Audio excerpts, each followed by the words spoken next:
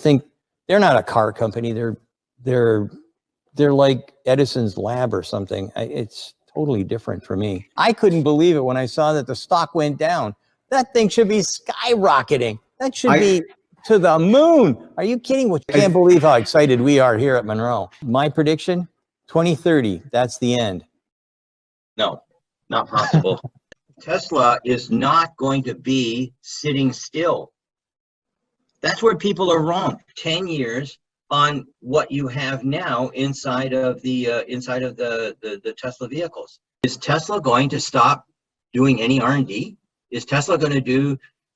Is Tesla going to tell their engineers, okay, now we want everybody stop so that the rest of the world can catch up? No, they're not stupid. They're not stupid at all. Nobody can catch up because they're not going to stay still. They're not static.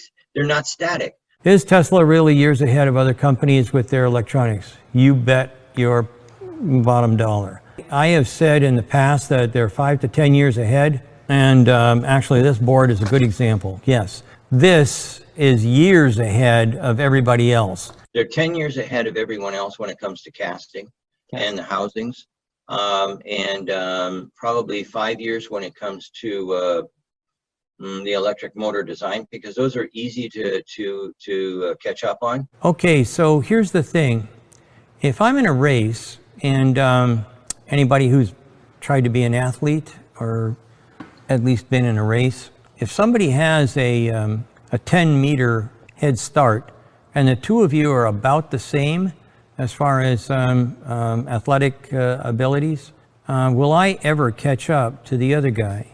No. The major strengths that Tesla has is batteries, electric motors, and electronics. Their electronics are superior to everyone, maybe by 5 to 10 years. Their electric motors are lighter than everyone else's. They have put some magic ingredients into the steels and the aluminums, and so they have things that we don't see anywhere else. Their magnets are better than everyone else's. They have ingredients and alloys that no one else has. And that's why Tesla's motors are lighter, but they put out more power. I'll tell you one thing that I found out. Tesla lies. You probably don't believe this, but Tesla lies. They understate continuously. We've been doing testing and whatnot. And they say, oh yeah, we're using this. And then we go over with our little spectrometer, go beep. Oh no, it ain't. That is super deluxe stuff. I mean, they understate a lot. And that's the same with the electronics. If you don't know an awful lot about Tesla, you're going to fall behind the curve thinking that you do. Don't believe almost anything you read in the newspaper or see in a blog that's basically generated by Tesla is a lie. They understate you. And by the way, all those patents that you're running and looking at, that's a subterfuge as well. They're real stuff. They don't patent it until actually they've got it into production. Tesla tells a lot of lies, and they always understate. Oh, our car can only go 350 miles, bull. It goes 410 miles. On and on and on. And that's just the way it is. These guys are always understating so that they can make their competition feel better. A race car sitting all by itself with the engine running doesn't do a thing. You put a driver in and he steps on the gas, the accelerator, and away you go. And that's what I think really and truly we should thank Elon Musk for. He is pushing an accelerator. I mean, really and truly, ask anybody on the planet, or at least in North America, who Elon Musk is, and you'll get all kinds of things happening. People know who he is. Ask who's in charge of Chrysler, or ask who's in charge of Ford, or ask who's in charge of BMW. Nobody will have a clue, because they just aren't doing the same kind of a job as what Elon Musk is doing. I mean, I really didn't care for the guy before, but it's hard not to like somebody who's basically turning the whole industry on its head.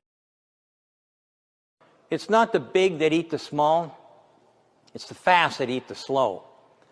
That leopard that you're looking, or cheetah, or whatever he is, he's looking for something to eat. And I think that big cat, I think his name is Tesla. And I believe that things are going to be changing so rapidly in the near future that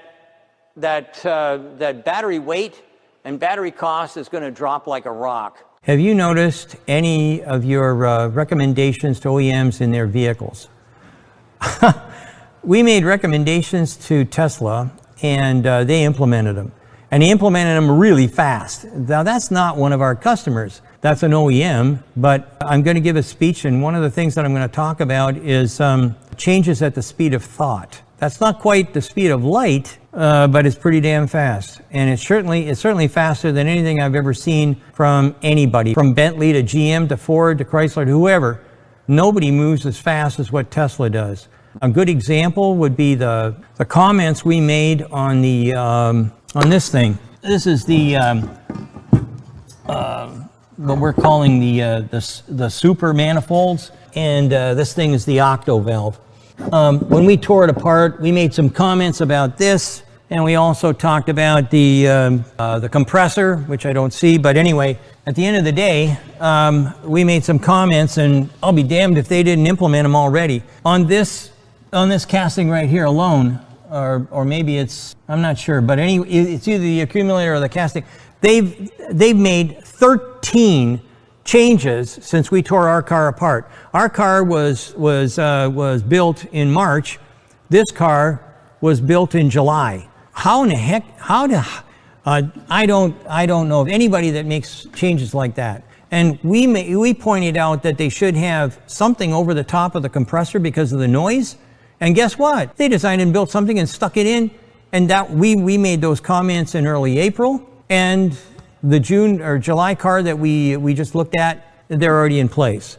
As far as other companies, other OEMs, we've made lots and lots of suggestions to lots of different OEMs, and we're proud of all of them. But they didn't move as fast as what the folks at Tesla did. I mean, we make a casual comment on a YouTube vlog, and boom, they got it in place. We've never seen speed like that. Nobody does things quite that quickly. This is, that one's still in place, but this one right here is what half that mega casting is going to look like. This is what we called a mega casting, and then Tesla comes along and says, that's not good enough. That's not good enough. We have to have a machine that'll do both sides at the same time. Okay, remember I was telling you about the speed of thought? This is a good example of the speed of thought.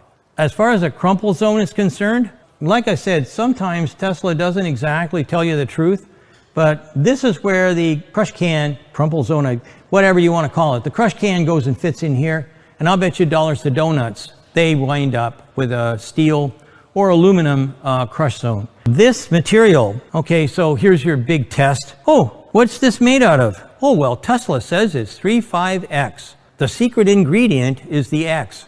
Bull. This is 386 aluminum. And by the way, this thing fills up in milliseconds. Milliseconds. That's not a mistake. Milliseconds, not minutes. And that's the other thing. Oh, this does not require heat treat. There's no T6 that goes on with this thing. It comes out and it's done. That is the difference between Tesla doing stuff and everybody else doing it. The thing that I look at is basically sitting in back of me right here. Did Tesla tell anybody that they were going to go to a casting that size? Nope. I don't think many people saw it until I ripped apart the Model Y. And now this is obsolete. This is obsolete. This is only half of the size. The real size is double. And I said that I have no idea why they're not doing the front of the car as well. Now they showed last night that not only they're going to do the rear, they're doing the front, and their battery pack is basically using the same kind of technique and technology. They didn't say anything about that. I think what Tesla does is, yeah, they warn their competition about what they're working on right now or what they think they've got in hand, but I have no clue what they've got sitting in reserve. I think that Tesla likes to tease. I mean, sitting in front of me is the octo valve.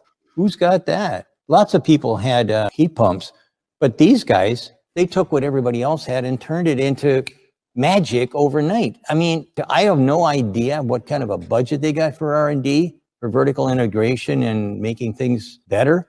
But I know for sure we didn't have anything like that at Ford when I was working there. Never. We did lots of R&D, but nothing compared to this. I mean, battery technology, heating and cooling technology, aluminum castings they've got their own blend of aluminum in. I mean, on and on and on. Even we're not there yet, but when we talk about the ADAS board, see that chip in the center? We don't know how to make that thing. We can take every chip and take it to pieces, but that thing's scary. When you look at it from the other side, I mean, look at the number of joints. It's like impossible. This is impossible. How does it do that? So this thing is costing us a fortune trying to reverse engineer that chip. It's gigantic and it's revolutionary. This is a better chip than NVIDIA. NVIDIA's been doing this forever. That's their job. And yet Tesla comes up and says, oh, well, thanks. We're not going to buy your chip anymore. We're going to make our own. I just think they're not a car company. They're like Edison's lab or something. It's totally different for me. The thing that I look at with Tesla is speed. How fast did they do everything? So John knows that he came over here in early 2018 and we looked at a pile of crap. That Model 3, I couldn't believe my eyes. And here we are in 2020, 2 years later. And I told him, I said on TV that 175 parts for a wheel inner, plus who knows, 200 or so spot welds and whatnot. And the next thing you know, you got that thing sitting in back of me 2 years later. I don't even know how you made the machine tool fast enough. I am a tool maker. That's what I did for a living until I got lazy and decided to become an engineer. But at the end of the day, I'll tell you, that die right in back of us, that's a killer. There's a lot of stuff going on there. And 2 years, here's the Model Y, bingo, here it is, problem solved. 170 parts down to 1. But now, remember, it's going on both sides.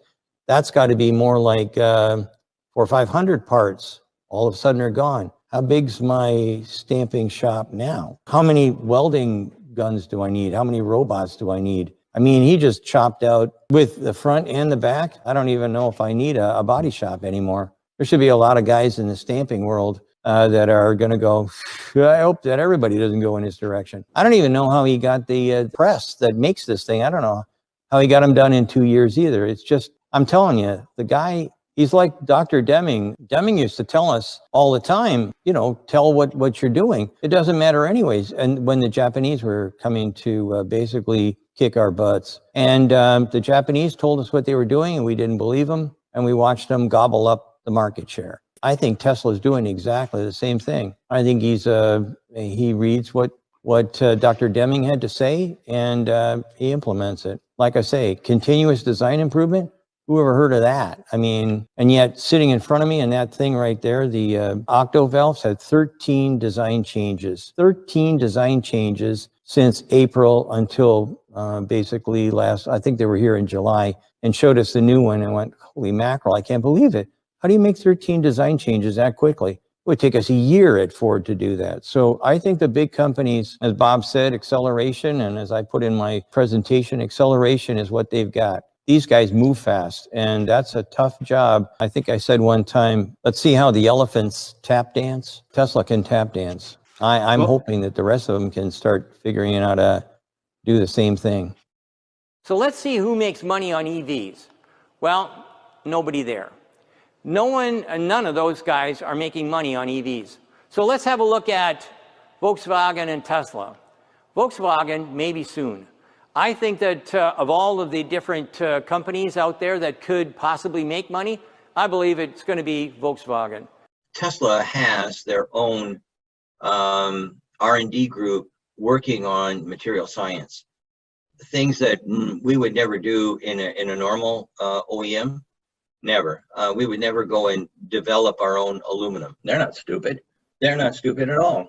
Nobody can catch up because they're not going to stay still. They're not static. They're not static. Here, I'll give you an example. Outside on my floor is the Tesla Model Y, the Model 3, the Bolt, the BMW i3, a bunch of bits from Jaguar and whatever. I got lots of stuff here, right? Okay, so we have all that material, and we look at it, and we say, wow, this is good, that's good. But everybody else is way, way behind. So we look at what Audi put out, and we know that there was things that we saw there that they could change. And that Audi now is what, 3 years old. How much did they change? How much on their products have they changed? Announced that they've changed. How much? Zero. And the reason for that is because you have to go through a change board inside of your factory or your company. You have to go through a change board, and everybody has to look at it and go, I don't know, that could be risky. What do we do about our investments? How about the floor space that we're going to need? And you know what happens? They die. They die. Good ideas die. That car came out in about March, early March. They're installing a one-piece casting that takes those two pieces and the two big pieces and two small pieces all in one now. How many months? April, May, June, July, August. 5 months.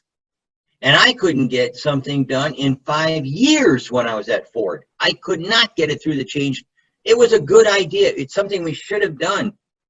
No, the investment, Sandy, you don't understand. We'd have to throw those dies away. They don't care. So let's look at something else that they've changed. So if we look over here, we can show you this is what the the Model 3 induction motor had, copper. It was copper with steel laminates. These are laminates. But we just tore apart the Model Y. And what they did was they've changed. They changed it from copper to aluminum.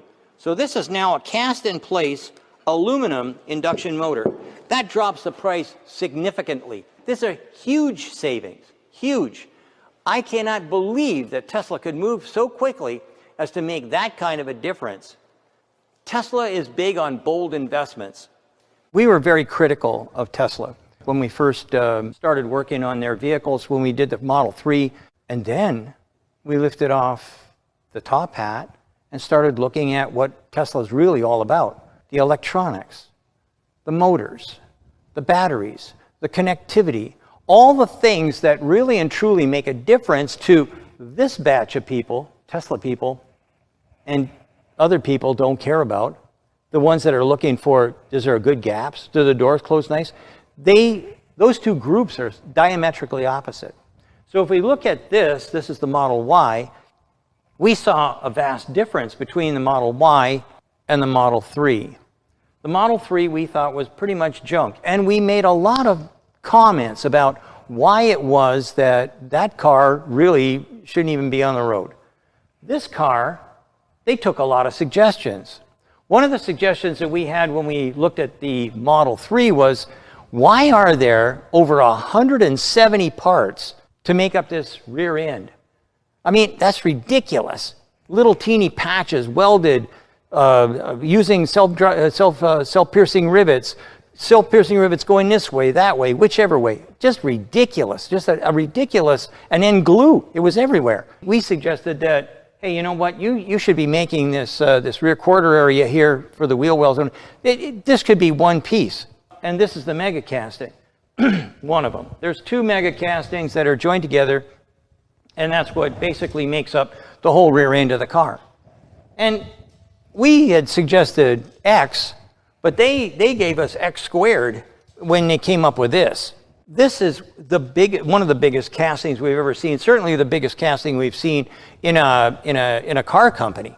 This is just spectacular. And not only did they do what we said, was getting rid of the wheel inner and turning it into something new, this thing's got all kinds of stuff. The shock and suspension system already built in. All kinds of little areas where I don't have to have a secondary operation to put in a clamp or something. It's all built right into the casting.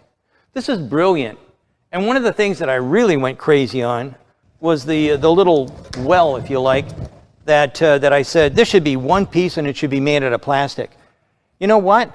Normally, if we give criticism, there's going to be an engineer that has what we call the ugly baby syndrome.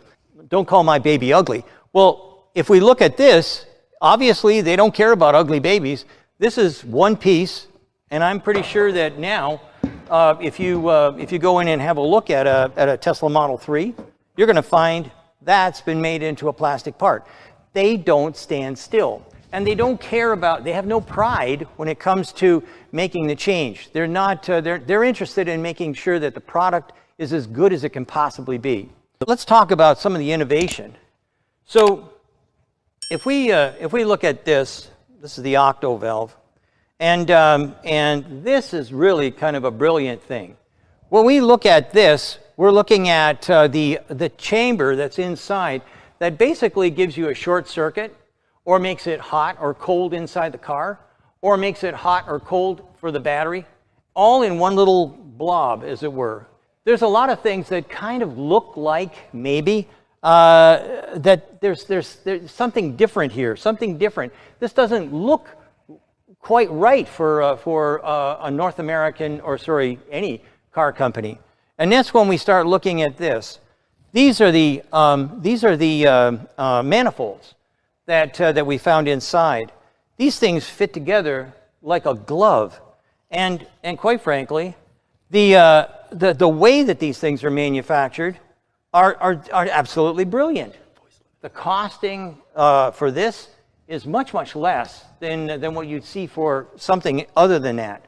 If we look at a conventional car company, we're looking at dozens and dozens of pieces all over the different parts of the car to try and do what these three parts are going to be doing, or this subassembly is going to be doing in one area inside the vehicle. We look at the electronics. The difference between this and what was in the Model 3, only one difference really, and that is the improvements. They made improvements to this DC-DC converter, and they also made the improvements on the Model 3. If you buy a Model 3, they don't care about, only big changes come in at model year. They make changes all the time, and they don't care about what model year came out. They don't care about it. They changed everything. And then we start looking at this, and it's not hard to see that where it used to be an NVIDIA chip, it's a Tesla chip. They designed it themselves. Vertical integration. They are doing a fabulous job at moving up the food chain, because they don't want to have to pay somebody else. They don't want to pay that profit. They want to keep the profit in-house. People say, oh, it can't possibly be right. We've been criticized for our costing and whatnot. But you know what? Our costing is accurate, because what we're doing is we're costing a chip like that. We reverse engineer these things. So we're costing this chip not by what NVIDIA would sell it for, but what it costs to manufacture.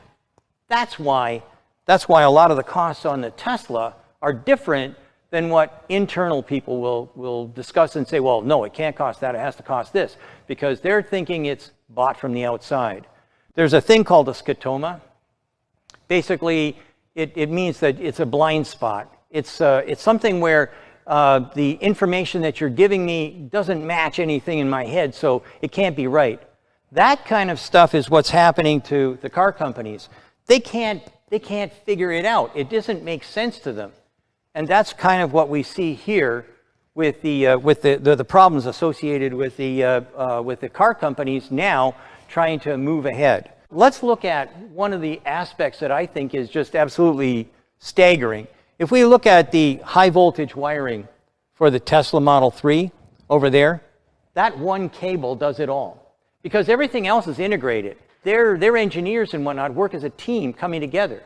Even the guys over here, because we know that on the octo valve, there was a lot of stuff that was done by the engineers over at SpaceX. That's a big deal. Having somebody design it, it looks more like a circuit board than it does a mechanical device. Same thing is true here. Everything was in the electronics bay, so that one cable does everything. And unfortunately for the Chevy Bolt, those are the cables you need to have in order to do what this is doing. These kinds of things hold everything back. They are not really a car company. What they are looking at, I think, is energy, and how are they going to control energy. And quite frankly, I think that without a question of a doubt, Tesla is the best energy company, new energy company on the planet. And they will dominate, I'm sure of it.